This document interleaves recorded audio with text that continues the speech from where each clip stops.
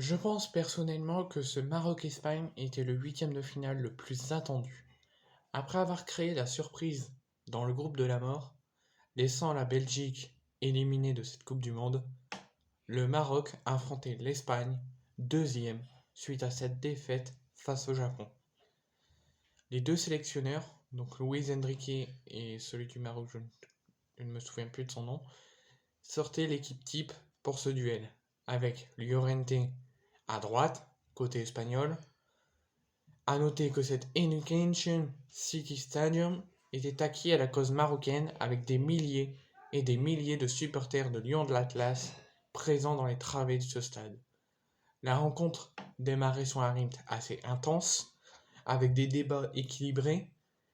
Comme c'était à prévoir, l'Espagne faisait face à une équipe marocaine plutôt repliée et peinait à faire évoluer son jeu. Dans le même temps, le pressing intense et agressif des hommes de Luis Enrique empêchait le Maroc de se projeter vers le but d'Unai Simon facilement. Une véritable guerre tactique. Il y avait cette belle action de l'Espagne avec une barre de Gavi, mais l'action était malheureusement annulée à cause d'un hors-jeu. Et dans la foulée, Marco Asensio tentait une nouvelle fois d'ouvrir le score pour l'Espagne avec une frappe qui passe dans le petit filet à la 26e minute. C'était à la 32e que le Maroc signait un premier gros avertissement aux Espagnols avec une frappe lointaine de Mazraoui captée en deux temps par le gardien espagnol Unai Simon. Sur un joli numéro de l'ailier angevin Sofiane Bouffal, le défenseur rennais Aguerd expédiait une tête au-dessus de la barre de de Unai Simon. Les deux équipes donnaient clairement l'impression de ne pas vouloir prendre trop de risques, mais de vouloir tout de même attaquer et aller chercher cette qualification pour le prochain tour. Au retour des vestiaires, toujours du suspense dans cette rencontre. C'était un scénario assez similaire, avec des Marocains solides dans leur moitié de terrain comme ils l'ont été en première période face aux hommes de Luis Enrique, qui peinaient à briser ce mur. Le chrono défilait, plus les minutes passent et rien ne changeait vraiment. Luis Enrique commence à faire des changements et à s'impatienter que son équipe n'ouvre pas le score, notamment avec l'entrée de Carlos Soler, l'ailier parisien, et Alvaro Morata, alors que Rekragui, le sélectionneur marocain, sortait l'ailier de Angers, Sofiane Bouffal, pour Abdé peu après l'heure de jeu. Au fur et à mesure qu'on approchait de la fin de la rencontre, la fatigue des deux côtés se faisait ressentir. Il y avait logiquement un peu plus d'espace d'un côté comme de l'autre. L'Espagne commença à se présenter de façon de plus en plus instante aux abords de la surface de Bounou, et Aguerd tentait une belle intervention devant Olmo. Le défenseur marocain s'est cependant blessé par la suite. Morata commençait aussi à lui poser des questions au défenseur du Maroc. Sur la dernière situation chaude du match, sur un coup franc bourré par Olmo, Bounou sortait une belle main qui empêche le Maroc d'être éliminé à la dernière minute. Rien, un match très intense, énormément d'occasions, mais toujours 0-0.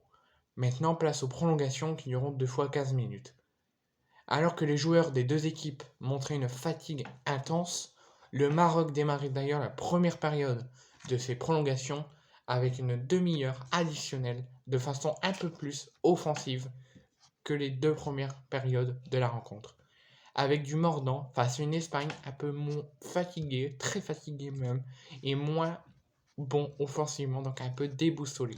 Mais peu à peu, les Espagnols reprenaient le contrôle avec un bon Nico Williams sur le flanc droit, l'attaquant de l'Athletic Bilbao.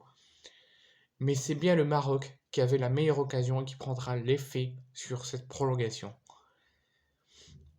Servi par Unai, Chedira frappait dans la surface, mais le gardien Unai Simon répondait présent. Une sacrée intervention du portier basque pour éviter l'ouverture du score du Maroc et probablement l'élimination des Espagnols. Le deuxième acte des prolongations n'a accouché d'aucune véritable occasion, si ce n'est Chedira, rattrapé par les défenseurs espagnols, alors qu'il avait une superbe opportunité de marquer en contre et d'éliminer définitivement, avant la 120e minute, les Espagnols de Luis Enrique. Mais à la 120e minute, le match continue à être intense, avec le temps additionnel encore incroyable. Sarabia touchait le poteau et était à deux doigts d'offrir une qualification extrême aux Espagnols. Tout s'est joué au tir au but, avec des séances de tir au but de malade mental. Toutes les séances de tir au but, je crois qu'ils en ont tiré 3 ou 4 les Espagnols, ont été ratées par les Espagnols, ce qui n'est plus arrivé en Coupe du Monde et avec les Espagnols surtout depuis une éternité. Les Espagnols, depuis une éternité, avaient toujours mis au moins un but dans les séances de penalty. Là, ils ont tout raté grâce à un excellent l'héros marocain Yacine Bounou, le gardien du FC Séville, qui a été exceptionnel, qui a arrêté tous les pénaltys des Espagnols et qui a permis surtout au Maroc de faire l'exploit et de se qualifier pour les quarts de finale de cette incroyable Coupe du Monde 2022. Moi je dis un grand bravo aux Marocains. Ils méritent de créer la surprise et de se qualifier pour la suite de la compétition. Et je dis un grand bravo, je le répète. Et maintenant, place au quart de finale qui risque d'être encore plus intense. Mais c'était un match incroyable.